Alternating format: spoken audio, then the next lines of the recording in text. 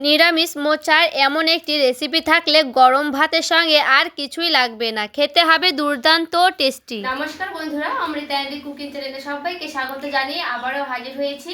তো যে সকল বন্ধুরা ইউটিউব চ্যানেল থেকে দেখছেন তারা প্লিজ চ্যানেলটাকে সাবস্ক্রাইব করে আমার পাশে থাকবেন, আর যারা ফেসবুক থেকে দেখছেন তারা পেজটাকে ফলো করে রাখবেন, লাইক দিয়ে ভিডিওটি দেখা শুরু করবেন। তো চলো রেসিপিটি শেয়ার করা যাক। এখানে দেখুন বন্ধুরা, একটা আমি কলার মোচা নিয়েছি। তো প্রথমে আমি কলার মোচাগুলোকে বেছে নেব। তো দেখুন এখানে আমার সেই প্রথমে এই যে এইভাবে করে নিচ্ছি। দেখুন খুব সুন্দর করে কিন্তু এই যে মোচা দিয়ে যে ঢাকা থাকে সেই পাপড়িগুলো কিন্তু খুব সুন্দরভাবে ছুটে যাবে। তো এই যে দেখুন এইভাবে আমি টেনে নিচ্ছি, আর এই যে এইভাবে আমি তুলে নিলাম। তো এইভাবে কিন্তু সবগুলো একবারে এইভাবে দেখুন পাপড়িগুলো টেনে নিলে কিন্তু খুব সুন্দরভাবে ছিলে যাবে।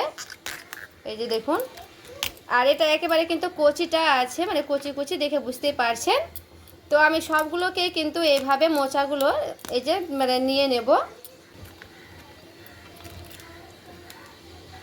আর এখানে দেখুন বন্ধুরা, একেবারে কিন্তু ছোট হয়ে গেছে মোচাটা। তো আর কিন্তু মোচা ছেলানো যাবে না, তো এটা আমি রেখে দিলাম। মোচার কিন্তু এইগুলো দিয়েও কিন্তু খাওয়া যায়, পাকোড়া তৈরি করে কিন্তু খেতে পারবেন। তো এই মোচার খোসা দিয়ে যদি পাকোড়া খেতে চান তাহলে কিন্তু কমেন্ট করে জানাবেন, তো দেখাবো আমি কিভাবে তৈরি করে। তো এখানে দেখুন এই মোচাগুলো কিন্তু খুব ভালো মতো করে একটু বেছে নিতে হবে। আর হাতে দেখুন বন্ধুরা কতগুলো কষ লেগে গেছে, কারণ মোচা বাছলে কিন্তু কষ লাগবেই। তার জন্য কিন্তু হাতে সরিষার তেল বা একটু লবণ মাখিয়ে নিলে কিন্তু কষটা লাগে না। তো আমার প্রথমে কিন্তু ভুলে গিয়েছিলাম, লাগানো হয়নি। তো এই যে দেখুন, আমরা তো মোচা সবাই বাছতেই জানি, তাই না? এই যে এইভাবে কিন্তু মোটা শক্ত ওই যে খিলের মতো থাকে, এটা কিন্তু বের করে নিতে হবে। তো এইভাবে আমি বের করে নিচ্ছি দেখুন খুব ভালো মতো করে।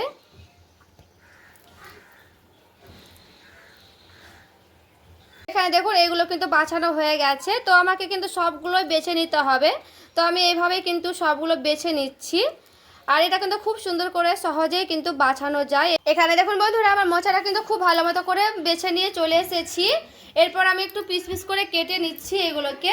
প্রথমে আমি কেটে নিচ্ছি, এটা কিন্তু গোটা গোটাও সেদ্ধ করতে পারবেন, কিন্তু কেটে নিয়ে সেদ্ধ করাটা বেশি ভালো হবে আমার মনে হচ্ছে। তার জন্য কিন্তু এইভাবে আমি কেটে নিচ্ছি, আর আমি কিন্তু কেটে সেদ্ধ করি। তো এইভাবে আমি খুব সুন্দর করে মিহি মিহি করে কিন্তু কেটে নিচ্ছি। তো এইভাবে আমি কেটে নেব সবগুলোকে।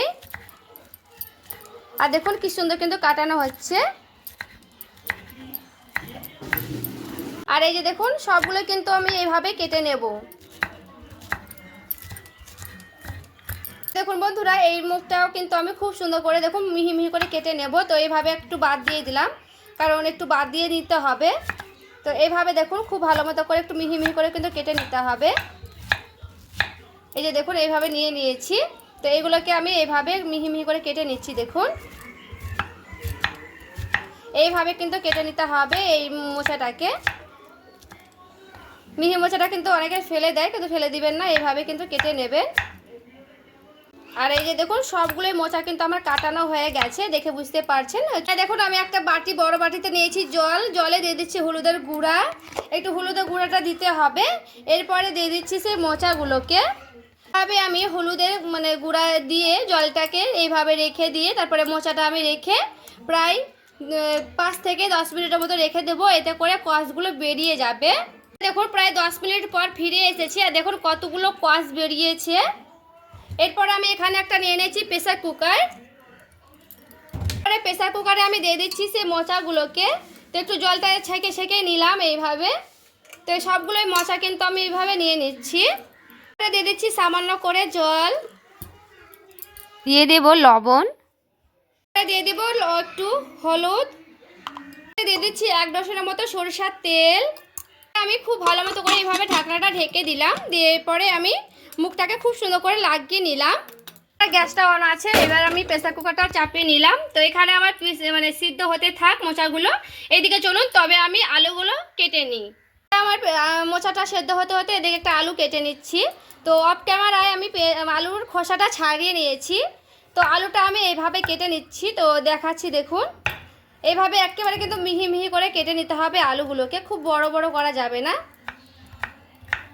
তো আমি এইভাবে কাটবো আলুগুলোকে। আজকে মোচাতে কিন্তু এরকম সাইজে করে আলুটা দেওয়ার চেষ্টা করবেন, খুব যে ছোট বা খুব বড় সে না, এরকম কিন্তু হলেও চলবে। তো আমি এইভাবে একটা গোটা আলু এভাবে কেটে নিচ্ছি। তো দেখুন, আর এখানে দেখুন আমি একটা গোটা আলু কিন্তু কেটে নিয়েছি। তো আলুটা কিন্তু আমার এই সাইজ করেই লাগবে। এইভাবে কিন্তু দেওয়ার চেষ্টা করবেন মোচাতে আলুগুলো। তো এখানে আমি দুটোর মতো সিটি দিয়েছি, এরপর আমি নামিয়ে নিচ্ছি। এখন কড়াই বসে নিয়েছি, কড়াই দিয়ে দিচ্ছি সরিষার তেল। এই রেসিপিটা কিন্তু সরিষার তেলেই করার চেষ্টা করবেন। এরপর তেলটা হালকা গরম হয়ে গেলে দিয়ে দিতে হবে সেই আলুগুলো। এখানে আমি আলুগুলোকে খুব সুন্দর লাল লাল করে কিন্তু ভেজে নেব। আলুগুলো অবশ্যই করে লাল লাল করে ভেজে নিতে হবে। এখানে আমি একটা মশলা রেডি করব, তার জন্য নিয়ে নিয়েছি একটা বাটি। তো নিয়ে নিয়েছি কটা টুকরো আদা, আর দিচ্ছি কাঁচা লঙ্কা, আর দেব অল্প পরিমাণে গোটা জিরে। তো এইগুলোকে খুব ভালো মতো করে শিলপাটা মিহি পেস্ট করে নিয়ে চলে আসবো। দেখো সেই মশলাটা আমি রেডি করে নিয়ে চলে এসেছি। তো আমি শিলপাটায় কিন্তু বেটে নিয়েছি মশলাটা। তো একটু জল দিয়েছি, তার জন্য কিন্তু একটু এরকম হয়েছে। তো শিলপাটাতে বাটলে কিন্তু শুকনো শুকনো হয় মশলাটা। তো দিয়ে দিচ্ছি অল্প পরিমাণে লবণ, পরে দিয়ে দিচ্ছি হলুদের গুঁড়া। পরে মশলাটা একটু এভাবে আমি ভালো করে মিশিয়ে নিচ্ছি লবণ আর হলুদের সঙ্গে। তো দেখুন এখানে আমার খুব ভালো মতো করে কিন্তু মেশানো হয়ে গেছে। তো এইভাবে কিন্তু আবার রেডি করে নিয়েছি মশলাটা। এরপরে দেখুন বন্ধুরা, আলুটা আমার খুব ভালো মতো করে লাল লাল করে কিন্তু ভেজে নিয়েছি। তো এইভাবে কিন্তু ভেজে নিলে হয়ে যাবে। তো এরপর আমি উঠিয়ে নিচ্ছি আলুগুলোকে। দেখুন তেল কিন্তু রয়ে গেছে। তো মশলাটা কিন্তু হালকা একটু তেল বেশি লাগে, তার জন্য দিয়ে দিচ্ছি আর একটু সামান্য করে তেল। এখন তেলটা কিন্তু খুব সুন্দর গরম করে নিয়েছি। তো দিয়ে দিচ্ছি অল্প পরিমাণে চিনি। এরপরে দেখুন চিনিটা কিন্তু হালকা করে গলতে লেগেছে, দেখে বুঝতে পারছেন। চিনিটা গলে গেলে দিয়ে দিতে হবে শুকনো লঙ্কা।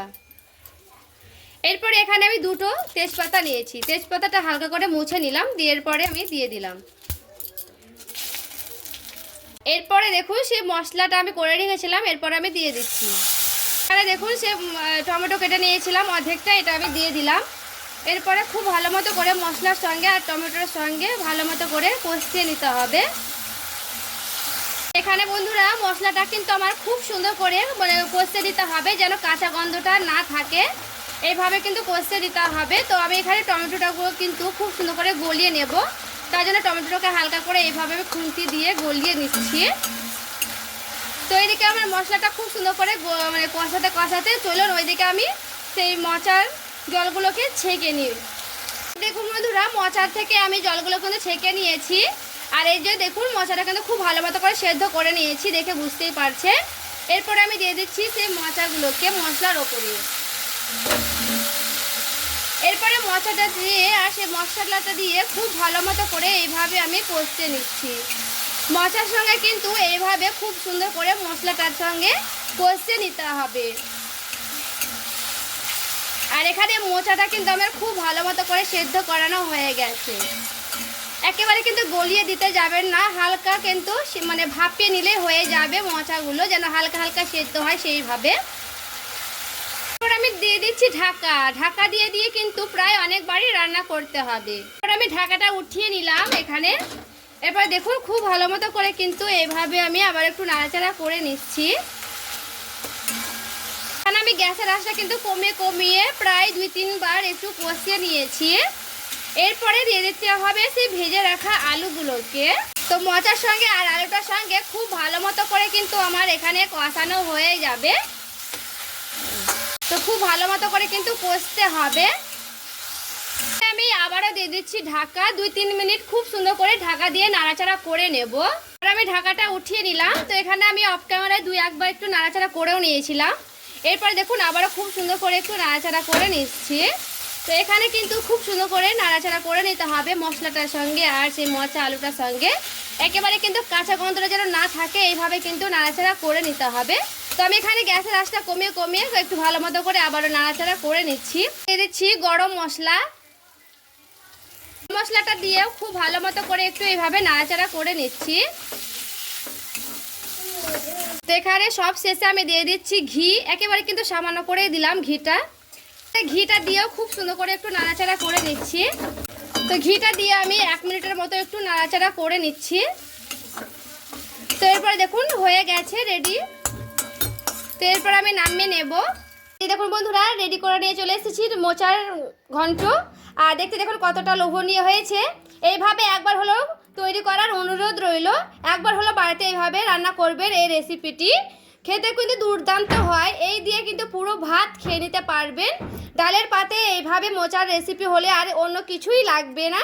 নিরামিষ দিনে একবার হলো এইভাবে ট্রাই করে দেখবেন। এই রেসিপি ভালো লেগে থাকলে প্লিজ একটি লাইক করবেন, চ্যানেলটাকে সাবস্ক্রাইব করে আমার পাশে থাকবেন। দেখা হচ্ছে আরও একটি রেসিপির সঙ্গে। সবাই ভালো থাকবেন, সুস্থ থাকবেন।